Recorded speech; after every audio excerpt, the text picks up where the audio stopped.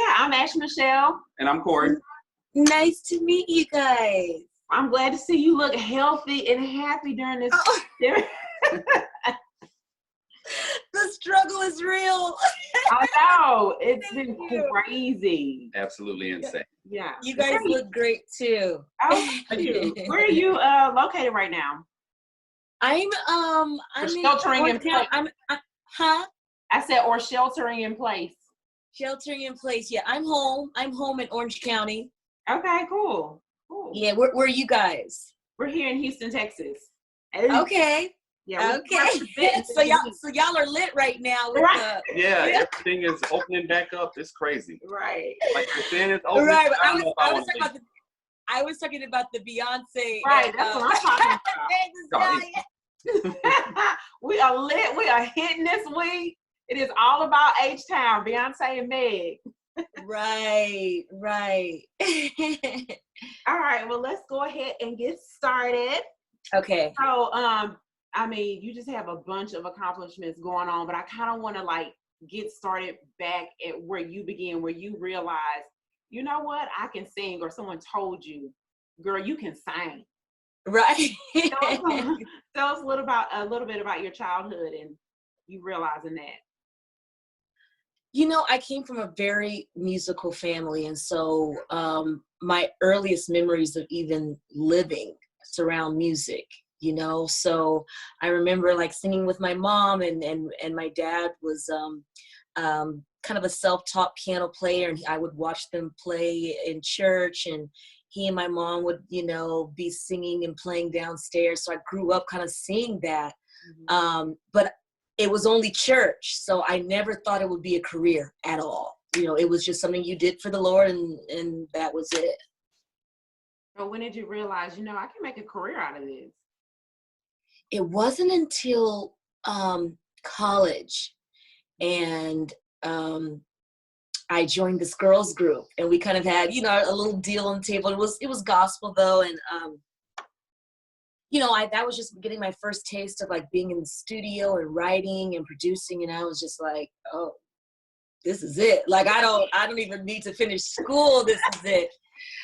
My mom was like, no, that ain't gonna happen. So I got my degree in music, emphasis piano, from this little school called Oakwood University in Huntsville, Alabama. It's at HBCU, and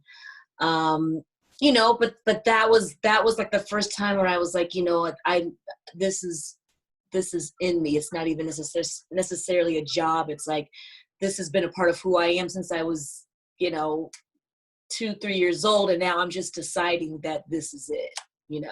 It was always there. And then we've listened to you sing, and we've seen you in the shows and all of that stuff. And you can sing. You can sing.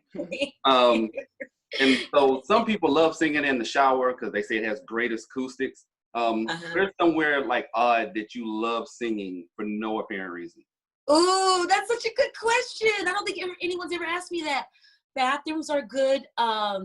There are some hallways acoustically that have this really incredible echo. But I can't think of one specifically in mind right now, but I know I'll be, walking downstairs somewhere and I'm like, oh, the acoustics is bombing here. And then another thing, with a voice like that, because I always said that if I could sing, and I can't even hum on tune, but if I could sing, I would sing for everything. So do you ever just pull up at the drive-thru at Whataburger and then just be start singing the menu?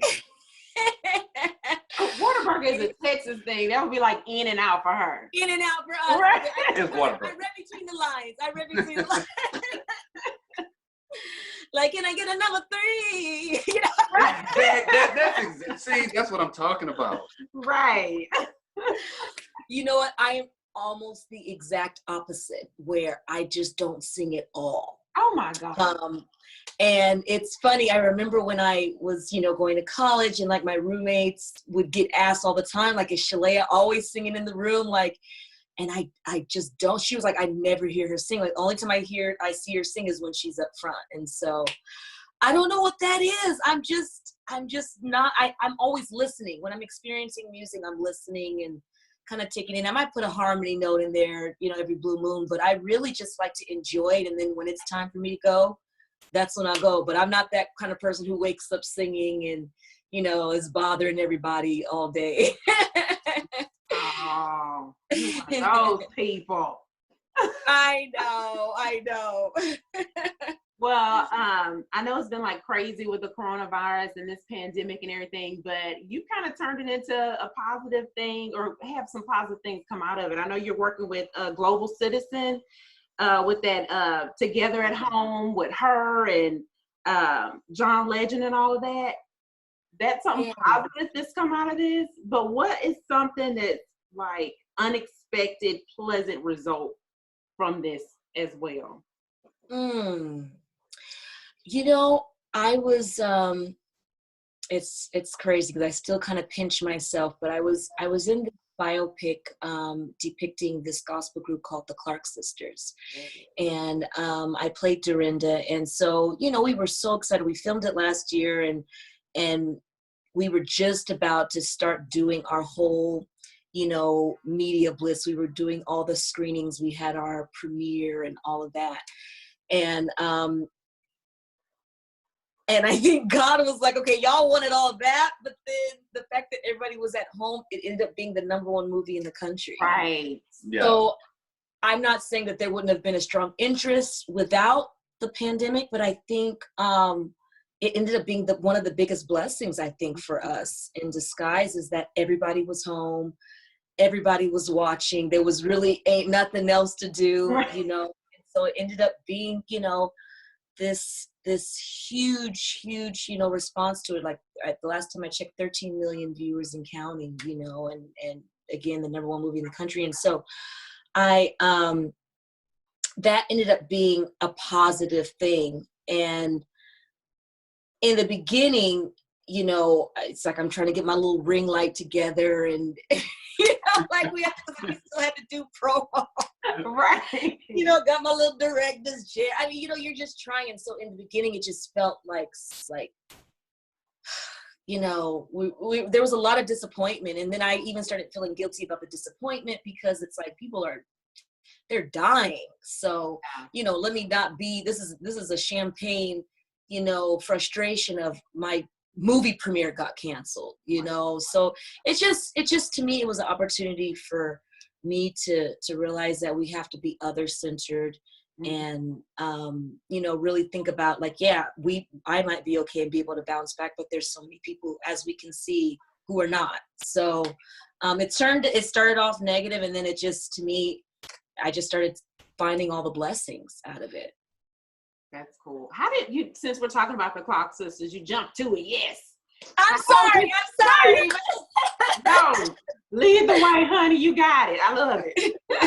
How did you even connect to, you know, getting into acting and being a part of this awesome movie?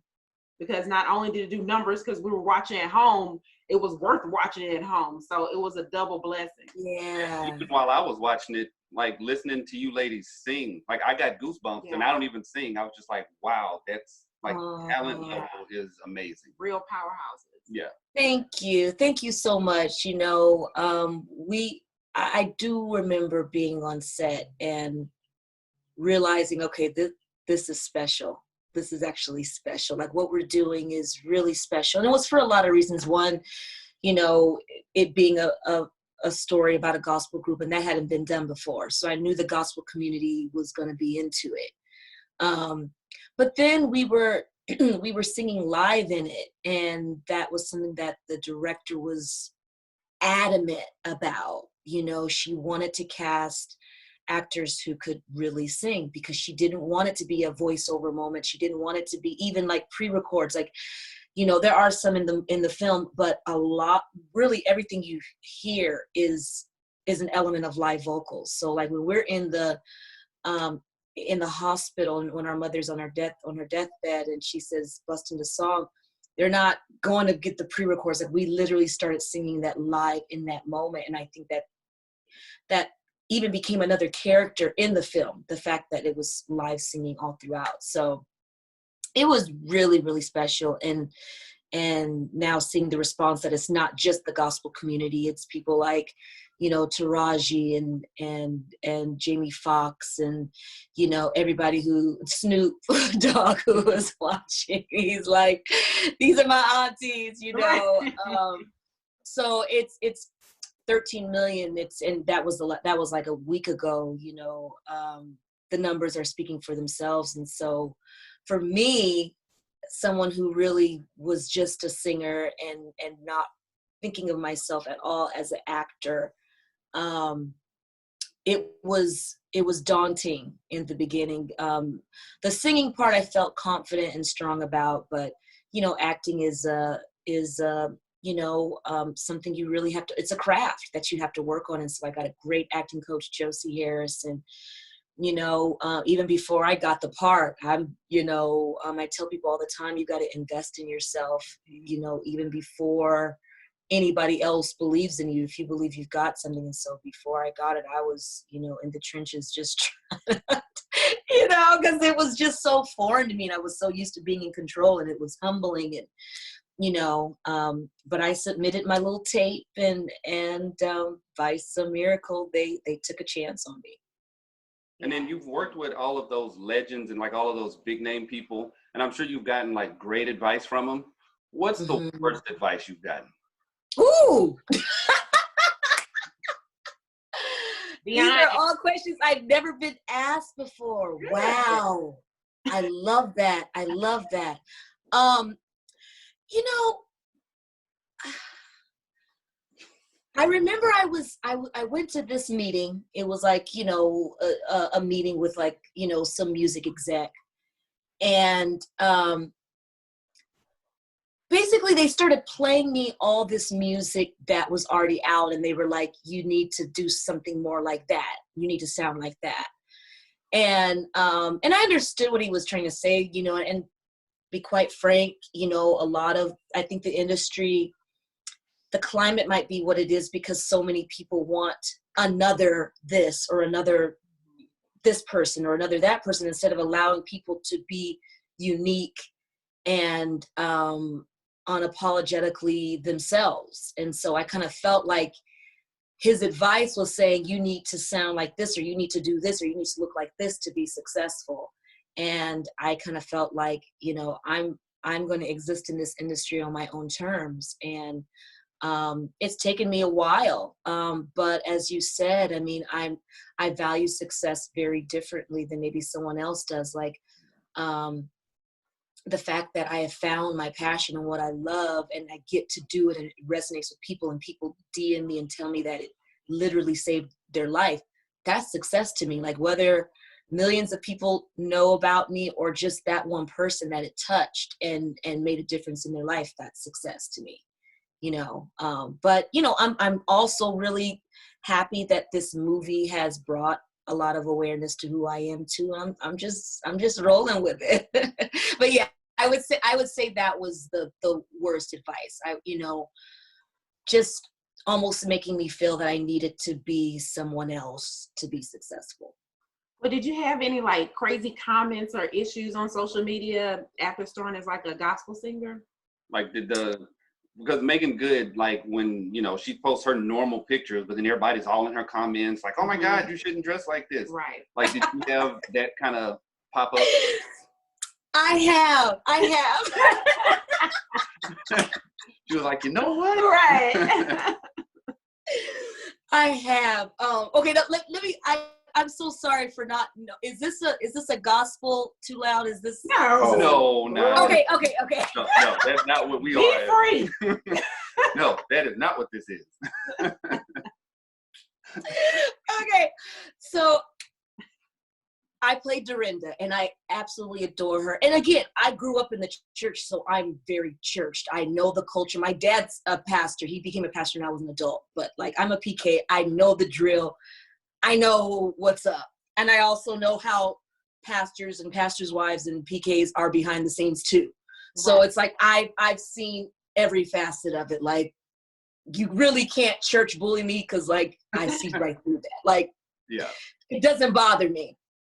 But the other day I was on Instagram Live and I was just playing around with, my fans. I got on live. I was just in the mood to, sing. I had just done a live with someone else and he put me in the mood to sing. And so I started playing this little game of Name That Tune with my followers. And so it just kind of took a turn in a spiritual way. And it just I just felt God's presence really powerfully. And I just started singing this song called Just Another Day That the Lord Has Kept Me. And then it just went into almost like this 8-minute just praise thing. And they were just there and people were just watching. And so people have been posting it everywhere. It's like on Facebook, it's got almost 1 million views. It went viral on Facebook. Okay. And so in the comments, people are, so I mean, it's 9:00 at night. We're quarantined. I'm in my home. You know what I mean? So I got a tank top on and some short shorts on. Right. So you see my legs and, all that. But, again, I'm not thinking it's going to take that turn. Mm-hmm. So people are like, oh, the spirit was not in this. She would have been dressed differently. This is all flesh. Oh, wow. I can't focus. I can't do that. And so I've kind of had an influx of churchy followers, which is cool because they're fans of the Clark sisters. Right. And so I did a post even before the movie, and I was basically saying there's a lot of sides to me. Yes, I love the Lord. I sing about the Lord. I'm also a sexual person. I like to cover up. I like to dress cute and sexy too. I'm a boss, but I can also be very soft. Exactly. Don't put me in a box. Right. Right. So some of the new followers weren't hip to that. So how did you get them hip? What did you tell them? What'd you say? So I posted. A pic a couple of days ago, and I was like, maybe it wasn't clear.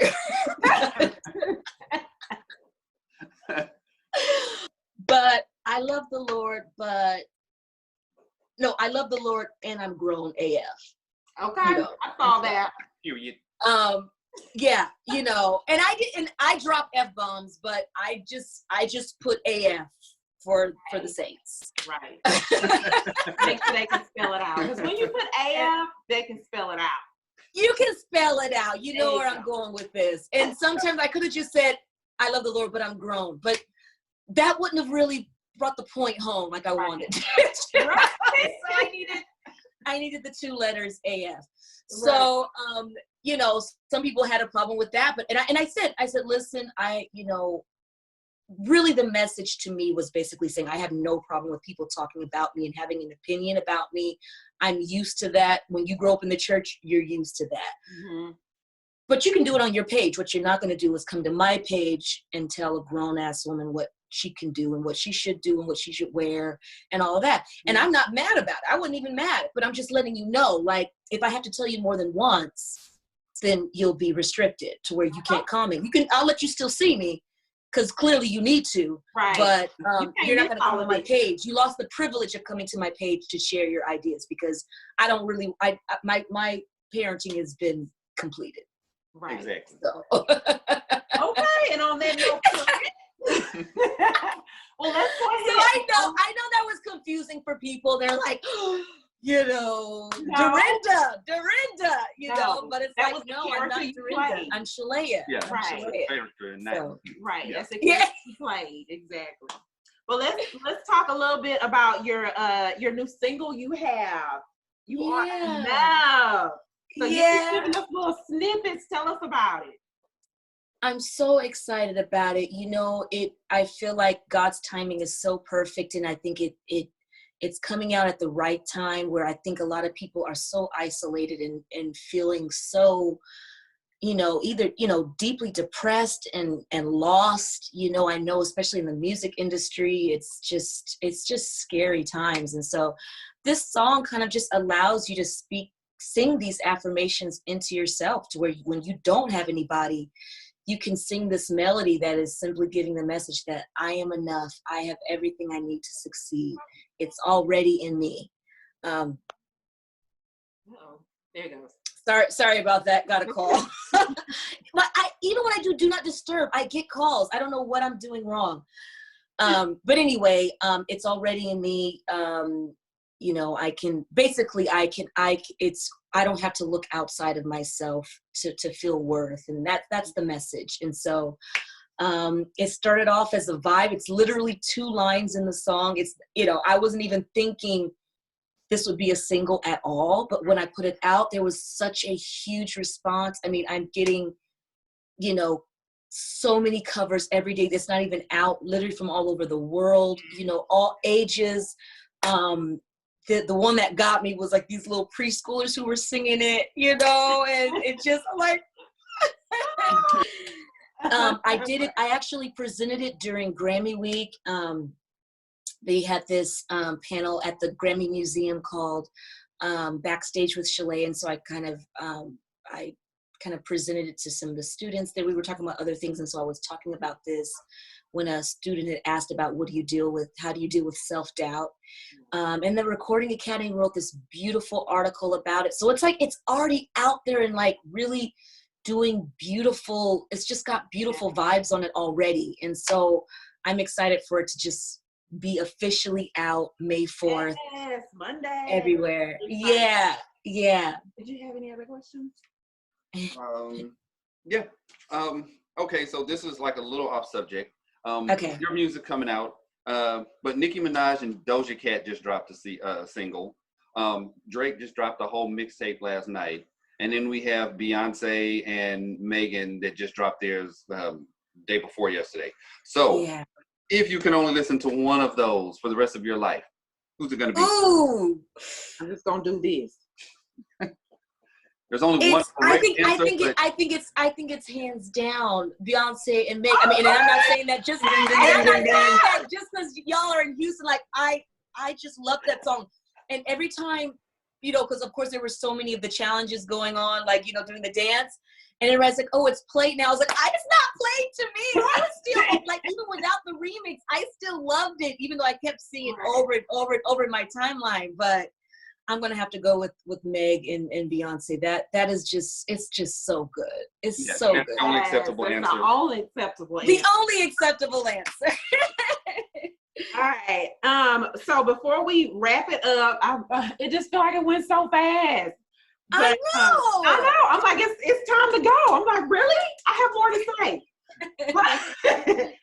We always do an either or and finish the sentence. So I want to start with the either or. You have to choose one or the other real quick. Okay. And then either or, you're finishing the sentence. Yeah. Okay. No, I hate these games. I really hate them, but it stresses me out. I get so stressed out. But let's go. You look cute. You look cute. So you good. All right. Either or. Okay. Swim through poop or dead bodies. Oh shit. Pun intended. Oh.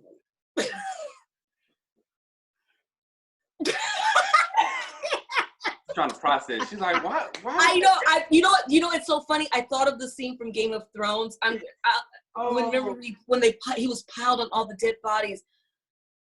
How can you swim through dead bodies? I mean, is that almost you're dead? I don't know. Maybe they're all floating in the water. Okay, if they're floating in the water, I choose dead bodies. Final answer. Okay, have a child with Cardi B's personality or Rihanna's personality? I would have to go. I love them both. I really love them both. But I love Rihanna. I love her. I love what she represents. So, and I like how spicy she is, and she don't take, you know. I like, but both of them are like that. But I just gotta go with Riri. I gotta go with Riri. I gotta go with Riri on that. Riri on it. Okay. Date a one-eyed person or a one-testicle person? One testicle for sure.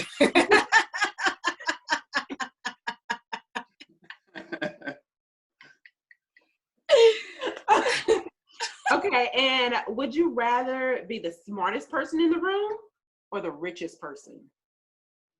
Ooh, because that's not always synonymous, huh? Nope.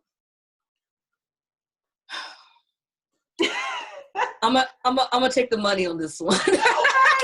I can read a book later. Okay. Okay, we're gonna finish the sentence. Okay. Okay, the last time I picked my nose was blank. It wasn't this morning, and that's usually, I kind of go like this. I don't really pick. I do get tissue. A little quick. It's been a while. All right, the last time I was sore, I was doing blank. The last time I was sore was yesterday. I slept wrong. Like I went to sleep on the phone, and it was a weird like neck position. Yeah. Okay, blank is with me while I use the bathroom. My phone. Everybody's phone. And then I'm a Christian, but blank. I am a Christian, but don't fuck with me. All the way, Yay! 100. I had so much fun. Thank you. I can't wait to it. hear what else is coming up next. We're super excited to bring in all your great things that you have. And Thank you so much. It was so good to meet you guys. Yay. And stay safe. Stay safe. Even though too. things are opening up, just stay safe and, Quarantine. Mm-hmm. Yeah, for sure. Yeah.